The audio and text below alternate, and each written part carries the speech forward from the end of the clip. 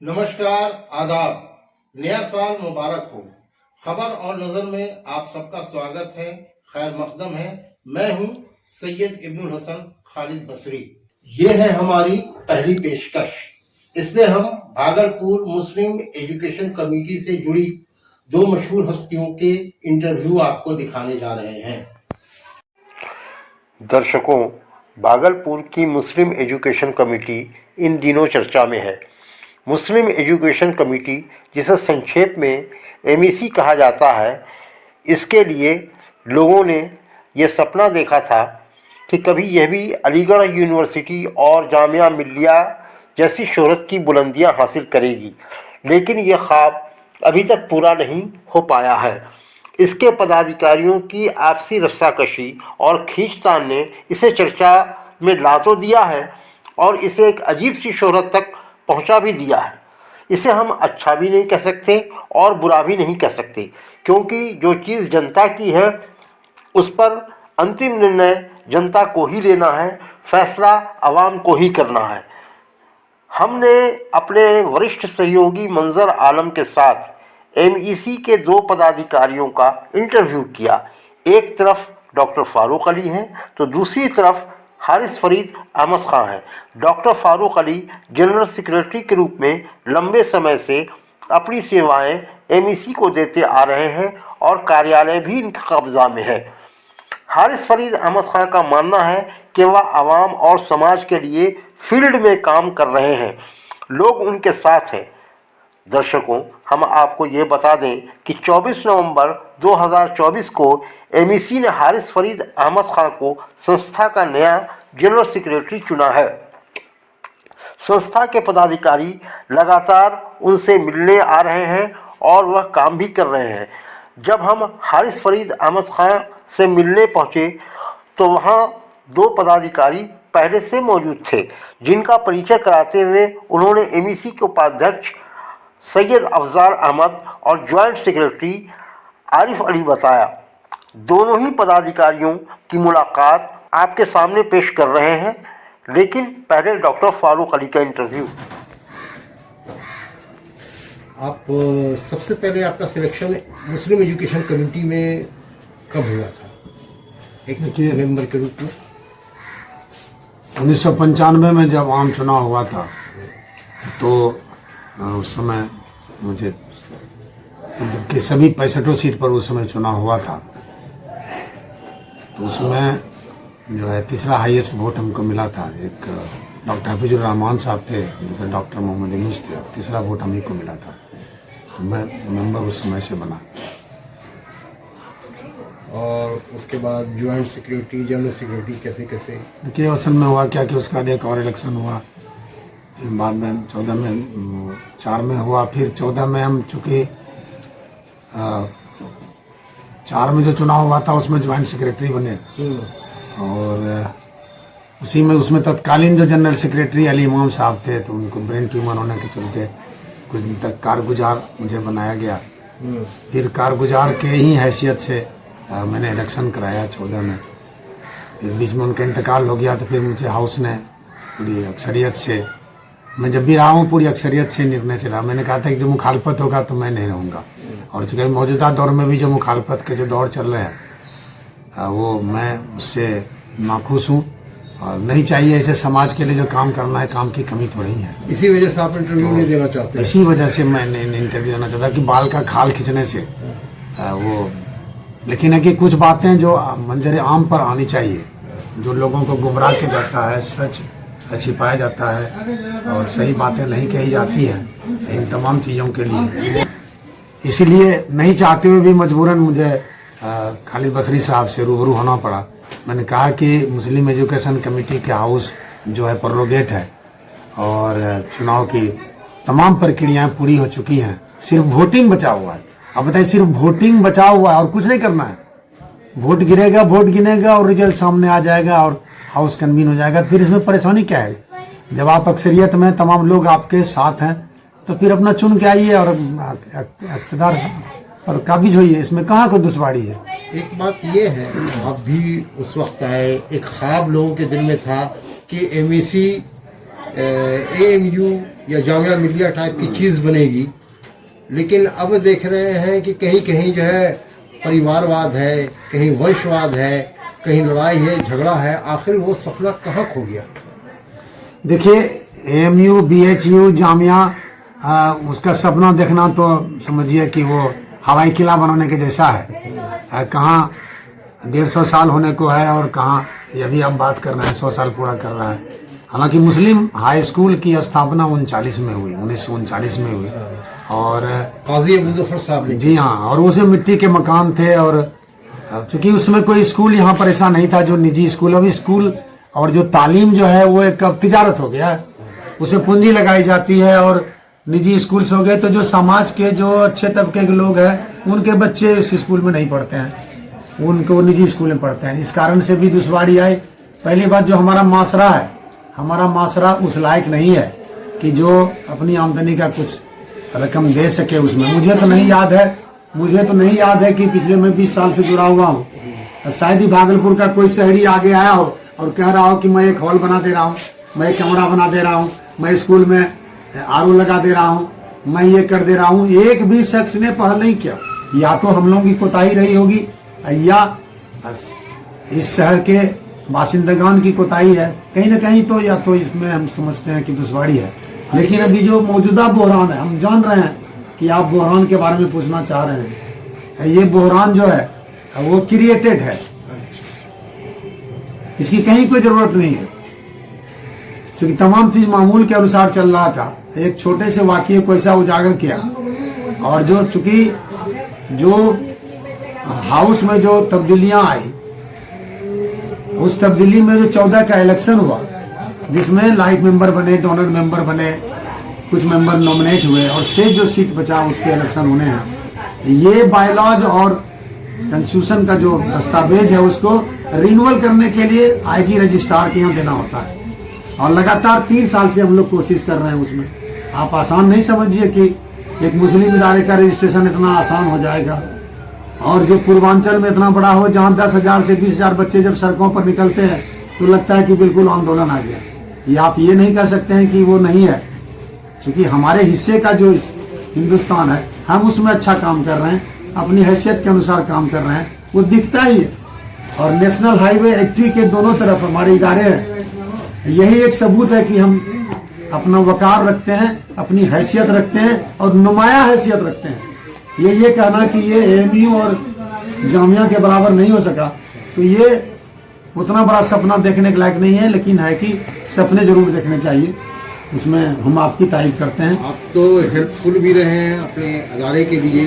आपने degree college को minority इसके लिए जो है शायद बायलॉज भी दिया था 14 या 15 में। रजिस्ट्रेशन दिया, रजिस्ट्रेशन की ओरिजिनल कॉपी दिया, बायलॉज दिया, और उसमें इतनी दुश्वारी हुई, इधर से उधर हुआ, उधर से इधर हुआ। वहाँ के किसी ओहदेदार को आपने दिया होगा, तो फिर बायलॉज जमा कहाँ दिया? नहीं, देखिए उस बायलॉज की भी उसमें जरूरत भी नहीं है, क्योंकि अब लोग जबरदस्ती बात कर रहे हैं। इसलिए बात कर रहे हैं कि जब 14 में इलेक्शन हो गया और उसमें तरमीम करके जो हम लोगों ने उसको अडॉप्ट किया, हाउस ने अक्सरियत से अडॉप्ट किया कि उसमें इलेक्शन एंड सिलेक्शन होगा, चुनाव और नामांकन दोनों होगा। पहले वाले में था इलेक्शन या सिलेक्शन, तो उसको हम लोगों ने तब्दील करके 2014 में चुनाव कराया और 2014 में मामूल के अनुसार चुनाव हुआ और इत्तेफाक राय से मुझे जनरल सेक्रेटरी बनाया गया। मैंने उस समय भी कहा था कि अगर मैं इत्तेफाकी होगी तो मैं नहीं बनूंगा। और मैं आपके जरिए कहना चाह रहा हूं कि पिछले 10 साल में कभी भी नो कन्वीनियंस मोशन नहीं आया। ये कुछ तो बात जरूर रही होगी, आखिर क्यों नहीं आया। और जब चुनाव वोटिंग सिर्फ बचा हुआ है, जिसमें महज 1 हफ्ते का समय लगेगा और वोटिंग भी होता है, तो वो OMR सीट से होता है, जो कंपटीशन की परीक्षा होती है, और स्कैनिंग से रिजल्ट निकल जाएगा 1 दिन के अंदर, तो फिर उसमें दुश्वारी क्यों हो रही भाई? अच्छा, ऐसा कहा जा रहा है कि यानी बायलॉज है उसका जीरोक्स कॉपी से काम चल रहा है और उसमें भी टेम्परिंग किया गया। नहीं, बिल्कुल करें, उन्हें मालूमात नहीं है। जो 2014 में जब इलेक्शन हुआ, जिसके तहत हम जनरल सेक्रेटरी बने हुए हैं, जो सदर बने हुए हैं, और जो हजरात सेक्रेटरी बने हुए हैं, वो तो उसी अमेंडेड बायलॉज के तहत बने हुए हैं, जिसके रिन्यूअल के लिए IG रजिस्ट्रार के यहाँ दिया हुआ है। और इसमें पिछले 3 साल से हम लोग परेशान हैं। और ये हमारे आरिफ बाबू, साथ ही साथ अफजाल साहब और मुकर्रम अली खान, ये तीनों को सुपुर्द किया गया था 3 साल से काम दिया गया था, ये 3 साल से पटना दौड़ रहे हैं। और आईजी रजिस्ट्रार ने कहा था कि आपके तमाम चीज हमको काबिल कबूल है, आप सिर्फ तमाम इंस्टीट्यूशन के आप जो है ऑडिटेड रिपोर्ट 3 साल का आमदनी और खर्च का दे दें। ये तमाम इदारे नहीं दे रहे हैं और मजबूरन में अभी चूंकि प्रेसिडेंट रूल लागू है। और अब हारिस फरीद अहमद खान का इंटरव्यू आपकी खिदमत में पेश है। मुस्लिम एजुकेशन कमेटी जब कायम हुई तो ये लोगों का ख्वाब था कि ये जामिया मिलिया और अलीगढ़ यूनिवर्सिटी के तरफ बुलंदियां हासिल करेगी। अचानक ये ख्वाब कहाँ खो गया? इसके जगह पर सियासत बुलंद हो गई वहां। ये आपका बहुत बहुत शुक्रिया, आप आए और आप आके इस चीजों को उजागर करने की कोशिश की खाने को इसकी पर। सबसे पहले तो मैं अपने बारे में बता दूं, मेरा नाम हारिस फरीद अहमद खान, मैं यहीं भागलपुर का रहने वाला हूँ और मैं अभी at present AN college Patna में ऑफिस में मेरी वहाँ नौकरी लगी हुई है। मेरे साथ हमारे अफजल भाई हैं, ये एमएससी के वाइस प्रेसिडेंट हैं और मेरे दाहिने तरफ जो है ये हमारे आरिफ भाई हैं, ये ज्वाइंट सेक्रेटरी हैं वहाँ पर।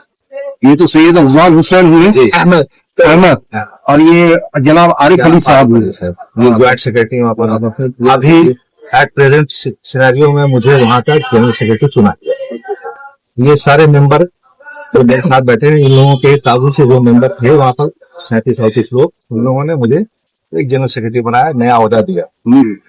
अब मैं अपने नए ओहदे पर काबिज हूँ और इंशाल्लाह अपने ओहदे के जो बेनिफिट है वो मैं अपने कौम के इदारे को अपने इसको पहुंचाने की कोशिश करूंगा। इन सारे आप क्या है काबिज हूँ, कब्जा मिल गया आपको? मेरे हमको तो आवाम से कब्जा मिला, हमको तो पीछे तो कब्जा लेने की जरूरत नहीं। आपने ऑफिस कोई माने नहीं रखता मेरे। दाम इंसान का ऑफिस में बैठ के क्या करेंगे? कुर्सी और टेबल पर बैठने से मेरा वो कैरेक्टर कि मैं कुर्सी टेबल पर बैठ के काम करूँ और कलम और कागज लेकर, मैं फील्ड वर्क करना चाहता हूँ।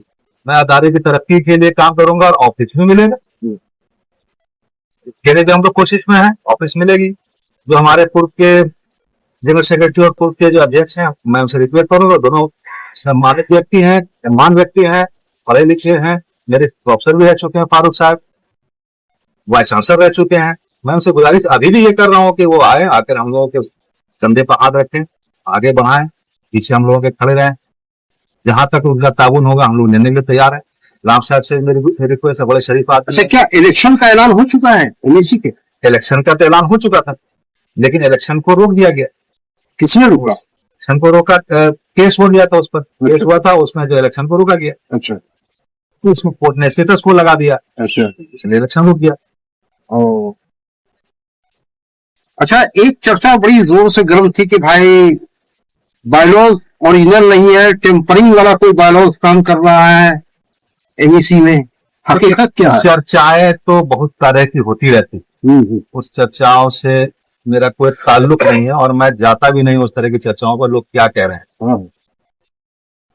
हम जब 2014 में जीत के आए थे तो फारूक साहब ने कॉन्स्टिट्यूशन हम लोगों को दिया था। अच्छा अच्छा। और फारूक साहब ने दिया तो मैंने एज ए जनरल सेक्रेटरी भी और एज ए टीचर भी उनकी जेरॉक्स कॉपी जो अटेस्ट करके उन्होंने साइन करके दिया, वो आज भी मेरे पास मौजूद है। मैं उसी को कानून मान,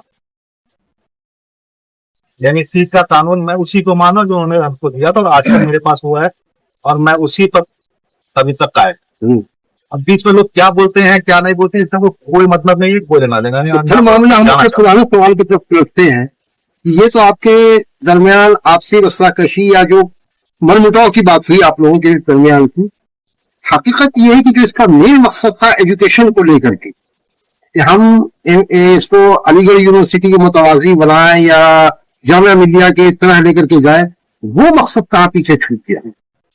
ये मकसद कहाँ पीछे छूट गया, जिसके लिए तो हम लोग जिम्मेदार नहीं है और जिम्मेदार हैं, इसलिए कि समाज में रहते हुए हम लोगों ने कभी उधर सीखा नहीं क्या स्कूल में हो क्या रहा है, सोसाइटी में हो क्या रहा है, कमेटी में हो क्या रहा है। क्योंकि सीनियर लोग बुजुर्ग लोग मोहल्ले के वहां पर रहते थे, आसपास के लोग रहते थे, जो टीचर है बड़े बड़े लोग वहां रहते थे, जमा साहब वहां पर रहे, कैसर साहब वहां पर रहे, मौलाना कमाल साहब थे वहां पर, अली इमाम साहब थे, आपके सबसे बड़े तो जिन्होंने कानून को और इसको स्कूल को इसकी कमेटी को बनाने में जो मदद की, जो बनाया, वो सईद दादा वकील साहब, ये लोग रहे उसमें। अब तक तौहीद साहब हाजी हैं, वो कहाँ जाके उस्मानिया यूनिवर्सिटी और कहाँ से लाके उसका एक एक्सट्रैक्ट निकाल के कानून बनाया, आगे बढ़ाने की कोशिश की गई जहां तक जिनसे हो सका।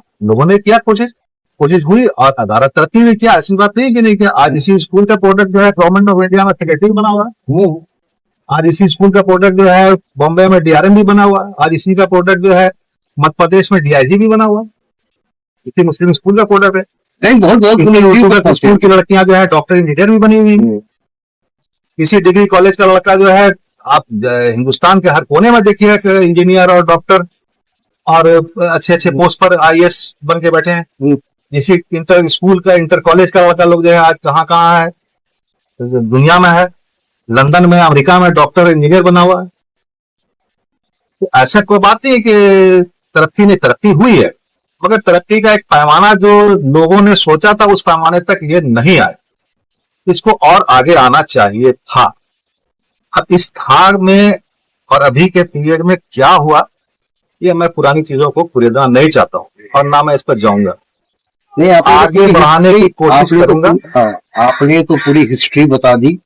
रह गई बात कि जितने अदारे आपके एनईसी के तहत आते हैं उसमें गर्ल्स स्कूल भी है, और गर्ल्स आजकल आप लड़कियों के बारे में भी बोल गए, तो लड़कियां आजकल बहुत ज्यादा तरक्की कर रही है। इसमें कोई शक नहीं कि गर्ल्स स्कूल एनईसी का है, उसकी भी लड़कियां बहुत तरक्की कर रही हैं। उसी की तरक्की के बारे में आपको बता रहा हूँ। उर्दू गर्ल्स हाई स्कूल की लड़कियां डॉक्टर इंजीनियर भी बनी हैं। उसी गर्ल्स स्कूल की लड़कियां टीचर भी बनी, लेक्चरर प्रोफेसर भी बनी। और मैं आपको बताता हूँ, मारवाड़ी कॉलेज में कुछ मेरे साथी हैं, एक दिन उन्होंने मुझे कमेंट किया। अभी उनका कमेंट था या उनकी क्या थी दिली, ये तो मैं नहीं जानता हूँ, लेकिन उन्होंने कहा, लेकिन अच्छा सुनने में ये लगा। दर्शकों, हमारा वीडियो आपको कैसा लगा यह कमेंट में बताएंगे। हम शीघ्र ही नया वीडियो लेकर आपकी सेवा में उपस्थित होंगे। तब तक हमें आज्ञा दें। नमस्कार।